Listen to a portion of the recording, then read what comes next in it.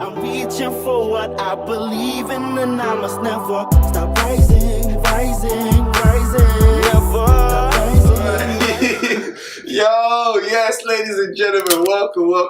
We are back. What's been cracking 2019? Yo, it's your boy Unique Creation, and I got a very special guest in the building, my bro himself. Founder of Many Crowns, as you can see right there.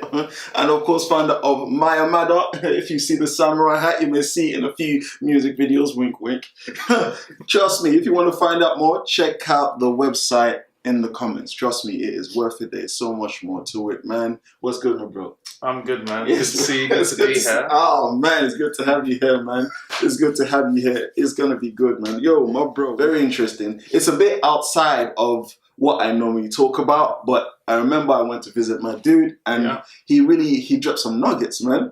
He dropped some nuggets. He was, man, I'm just gonna drop it. It's called, just flow. Yeah, man. It's called Content Makers and Platform Owners. Content Makers and Platform Owners. That blew my mind. My bro, would you like to explain to them what it is, what a content maker and a platform owner is? Yeah, sure. So, like, I think the first thing we talk about is, what is the domain that we're talking about here? So is it, we're talking about creativity, okay? And right now we're in a very creative time where there's loads of people taking to YouTube, there's people taking to platforms like Etsy, we've got people on Instagram obviously doing the whole influencer thing. So like you've got people creating content, but then obviously there's still other people like more traditional mediums like photography, you've got people that even things to like baking, for example. That's creativity.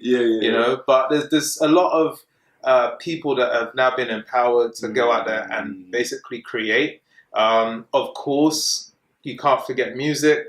So and then there's all the genres. Obviously within that, people doing music videos now. It's a lot cheaper to do it than it was, say, like 20, 25 years ago. It's like because of the cost of cameras coming down, because of the cost of software coming down, or some people find their way. Let's not get into that. But the point is that there's a lot of people. So these are basically the content makers. That's the way I would look at it. Nice, man. And the platform owners as well, man. As in the content makers and platform owners. I think it was very cool how you split both. Because sometimes I think we kind of mix things up where the content makers try to be the platform owners. Yeah, that's a big mistake I think a lot of us are making. It's a bit like this. Obviously, let's say, take me for example. All right, so obviously I've got this brand Many Crowns. I've created designs. I've come up with like branding, I've come up with images, website, everything else. Now I'm trying to push it.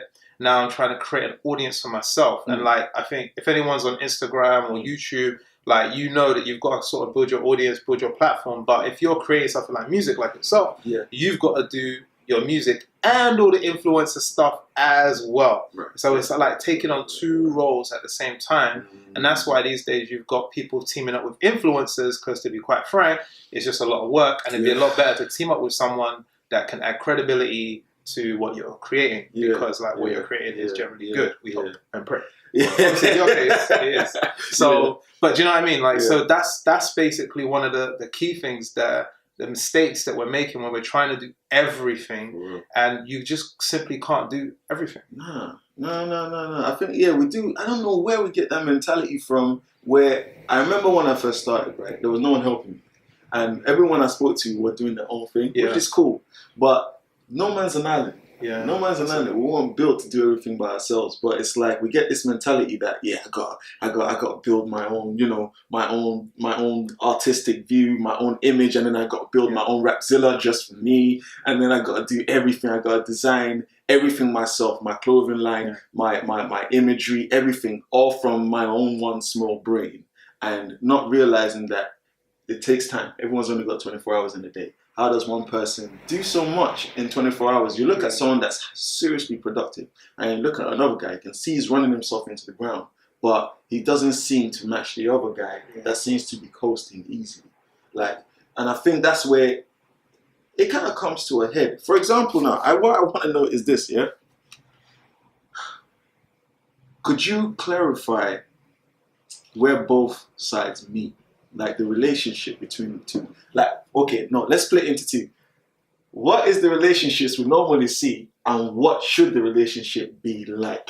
Okay, so I think at the moment, we normally see, and when you say the relationship, are you talking about content creators and platform owners, or exactly? Like, if I'm a content maker, that's who I am. I just make content. I'm not really a platform owner. I just like creating content, which is the music, which is the artistic, products. But in terms of creating a platform, it's not really me. My heart is more with the content. But if I was to go to like a platform owner, for example, what do you think the ideal relationship should be? Like, if I was to go to him, what should be expected? That's a good question. So, like, I think, like, just to kind of give some context, because I don't think we talk too much about what a platform owner is in a broader sense. Like, so if you've got an Instagram page that's popping in the, like, 100Ks or whatever it is, 10Ks, whatever, or millions if you're like so like popular, whatever. That's one thing. Same thing with YouTube. If you're in the thousands, like the tens of thousands, 100,000, that's another thing. So you've got a platform. People are definitely checking you out. You're getting thousands of hits per view. You've got a platform. So in other words, people are coming to you for some reason. You give them some kind of value. You meet some kind of need. And obviously, you are, by definition, also creating content. But there's a different type of platform owner. So you've got people that own like coffee shops, for example. You've got people that run churches, for example. They have a platform, like priests, ministers have a platform every week. That's a platform. You've also got, obviously, companies. Businesses have a platform. Businesses obviously have people coming in and out. They deal with the public. They have a public platform of some kind. So anything they do publicly is basically them presenting on their platform that they have made. So as a creator, you are creating whatever it is, whether it's music, whether it is a product, whether it is, writing a story, or cupcake. I keep going back to the cakes, but I like cakes. But the point is that that's not a platform. That's something that people will either, interact with or consume. In some way, whether it's observing and reflecting, if it's like a song, or listening, or eating, if it's the cupcake, or whatever. So, like, there's a big difference there. However, the platform owners, one of the reasons they have a platform is because they're also providing some kind of content. Some kind of content. So, like, a coffee shop obviously sells coffee. But, the coffee shop owner, for example, because this is a nice, easy one that people can relate to. Sometimes you have people that come in and do live music if you go to the right places.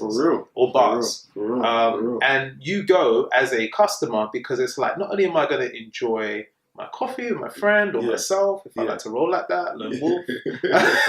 But you can also enjoy some live music. That's different. I like that. And as a business owner, as a platform owner, that is actually a draw. There you go. However, as a platform owner, most platform owners, like coffee shop owners, don't want any old person to come into their coffee shop, because should they bring in someone that the customers don't like, well, that could be bad for business. It's just having an appreciation of that kind of complexity, or I should say, it's not really complexity, but more, it's just what it's what they're thinking about. It's like what their intentions are, what their motives are. There you go, that's the word. So that's their motive. They're basically trying to do their own.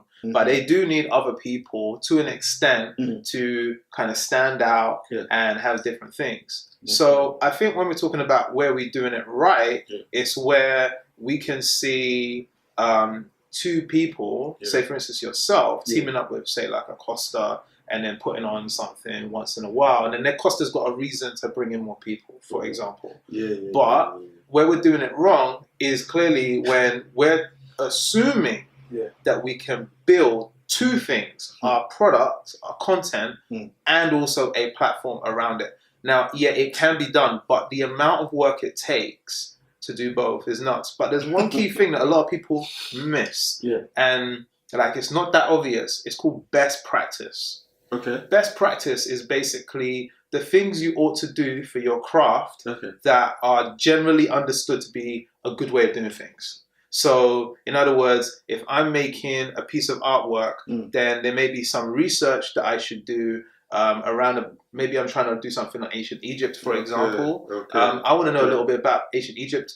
So you do some research, you do like your, studies and whatnot, and then you decide on like your, what's it called, composition, all this kind of stuff. Then your colors, obviously what you're trying to put out there as well. Okay. You're just doing it from feeling, and you trying to make a statement. These are what we would call best practices, as opposed to just going out there and seeing what other person's done and try and make it a go. Whether you're copying it or you're just kind of winging it.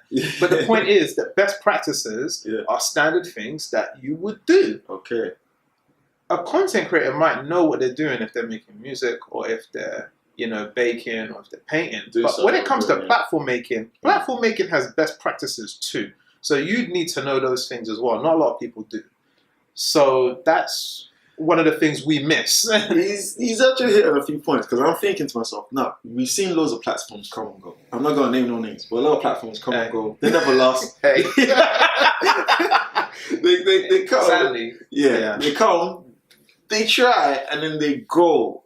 And from what you said, it is actually similar to the best practices you're talking about. Because I see a connection here where, okay, fine, a content maker has to create the best product. Nobody likes shag stuff. Everybody should have quality control. Yeah. So you create something that's of quality, but then there's like the platform owners. And then when you bring it to them, it's either you got quality product, but because they don't know the direction, they don't know whether it's meant for them. And sometimes having things that have too many directions may not be good for a platform. For example, I'm just going to shout out a big one, KC Mix, Kingdom Culture. Shout out. It's got an amazing website and they know exactly what they're doing. Everything to the T, the color coordination, everything, even the quality of the content, the themes, have everything properly structured. So when you go on there, you know what to look for. Yeah. While there may be some platform owners, once again, I'm not naming no names, we all make mistakes, things happen. Yeah. But they have a website, you don't really know what it's for.